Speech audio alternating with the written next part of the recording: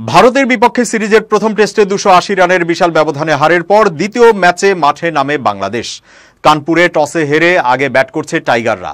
বৃষ্টিবিঘ্নিত এই টেস্টের প্রথম দিন শেষে বাংলাদেশের সংগ্রহ 107, 3 উইকেটের বিনিময়ে। এদিকে মমিনুল হকরা যখন লড়ছিলেন মাঠে, তখন গ্যালারিতে ভারতীয় সমর্থকদের সঙ্গে হাতাহাতি হয়েছে বাংলাদেশি সমর্থক টাইগার রবির। আন্তর্জাতিক টুর্নামেন্ট এবং সিরিজগুলোতে মাঠেই দেখা যায় রবিকে। বাঘের বেশে গ্যালারিতে থেকে ক্রিকেটারদের সমর্থন যোগান তিনি। এ কারণে টাইগার রবি নামেই পরিচিত তিনি। আজ মধ্যাহ্নবিরতির আগে বৃষ্টি নামলে কানপুরের গ্রিন পার্ক স্টেডিয়ামের ভেতরের দিকে যান রবি। তখন ভারতীয় সমর্থকদের সঙ্গে কথা কাটাকাটি হয় তাঁর। এক পর্যায়ে রবিকে বেদম প্রহার করে ভারতীয় সমর্থকরা। এই ঘটনায় আহত হয়েছেন টাইগার রবি। এরপর পুলিশ এসে রবিকে উদ্ধার করে নিরাপদ স্থানে নিয়ে যায়। চিকিৎসা দিতে তাকে হাসপাতালে নেওয়া হয়েছে বলেও জানা গেছে।